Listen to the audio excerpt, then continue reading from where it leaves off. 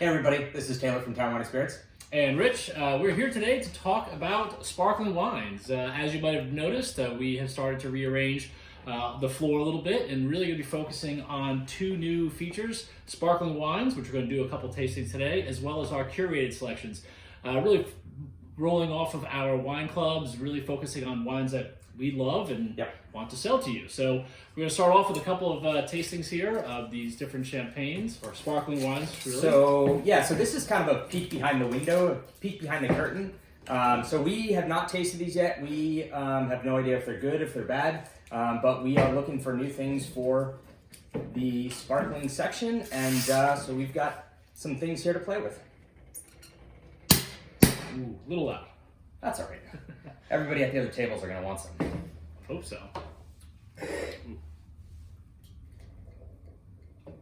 All right. So the first wine we're tasting is the Piper Sonoma Blanc de Blanc.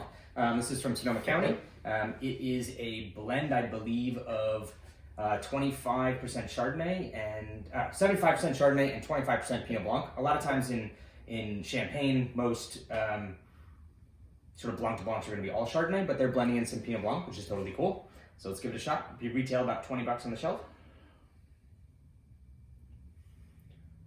Pretty fruity on the nose. Mm-hmm. It's actually very elegant. Lots of kind of like, peach orchard fruits. Oh, definitely getting the peach. You get it on the tongue as well, immediately. This is kind of nice. It's got good mouthfeel. Yeah. There's actually a lot going on there. This is like, there's a softness though. Like I don't find it like super aggressive in terms of the bubbles. So it doesn't really like attack your palate. It's just really kind of open and sort of accessible. There's a nice, delicate, I almost want to say. Yeah, nice, easy yeah, drinking. I like that. Yep. This has a good fresh smell and taste. It's really I hate quite to nice. say it. I'm assuming it's. Oh, I don't know. It might not be. It seems like it's not really brut.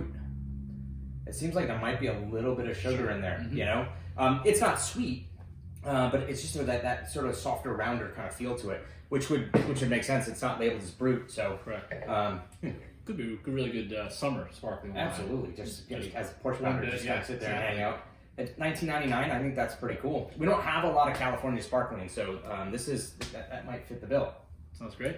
So the next up is literally, I've never seen this before until my rep sent this as a sample. It's called Paula Cornell. It is brut. It's also from California, and it is a blend of 80% Chardonnay and 20% Pinot Noir.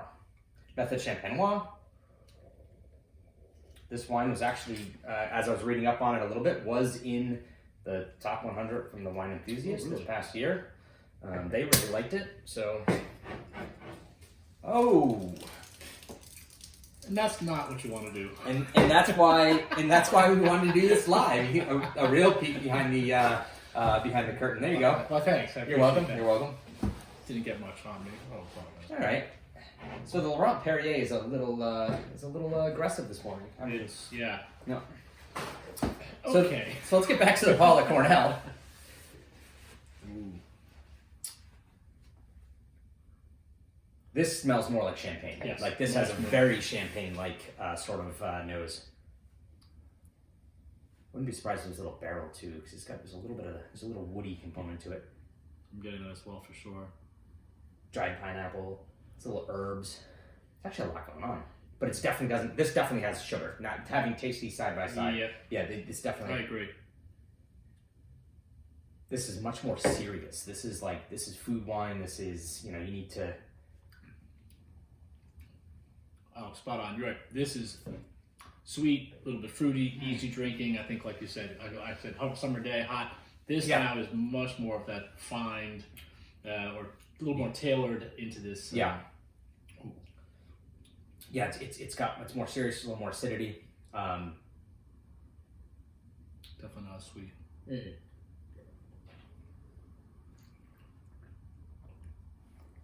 Again, that's $19.99 on the shelf. That's pretty A good. little bit of that soft apple in the back, like baked apple thing. Yep. Light though. It's not as. It's not, but it's just, this isn't heavy. It's not like in your face. It's not overly oxidized. There's a little bit of that sort of that oxidative sort of biscuity sort of note, but it's not really like sort of intense. It's just really kind of balanced. But There's more seriousness to it. There's more kind of everything to it. Nice. That's cool. And moving on. So Laurent Perrier, this is going to be their Ultra Brut, which is actually zero dosage. So it could also be, or as it is, it's labeled Brut Nature. So basically, they just are not adding anything. There's no grape must, there's no sugar, there's no anything. It's just kind of whatever happens at the winery is how this is going to be made. And this is going to be like $75 a bottle, and it is a 50-50 blend of Chardonnay and Pinot Noir.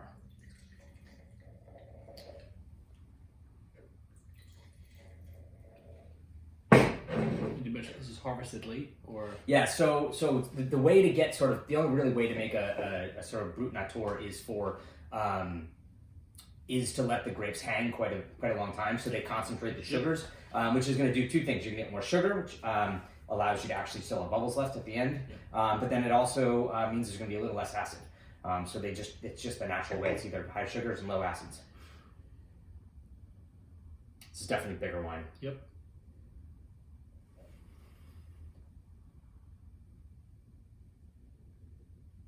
There's sort of there's a sort of a concentration to the fruit. You're getting a lot of that sort of like stone fruit. You're getting there's a little bit of minerality to it. A little bit of minerality for sure. Yeah.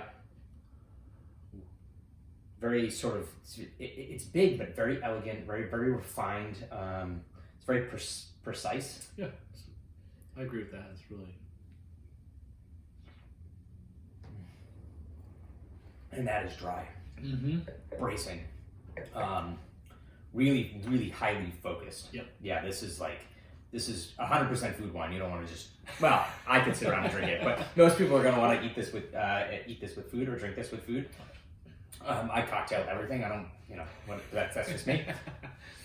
I kind of agree with you, but I definitely see it where I think it would potentially go pair well with some really good food at that point. Yeah.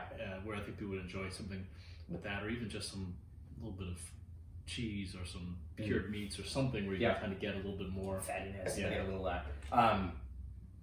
one thing that's really interesting is that it in theory it doesn't have a lot of acid, but it's electric.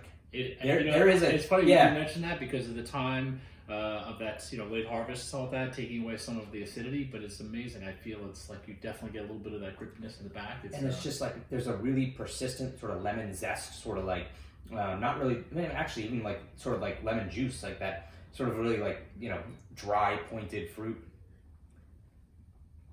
That's $75. It's not cheap. No, but it's very good. It is very good. Yeah. Yeah, that lemon, you get that lemon note up. Oh.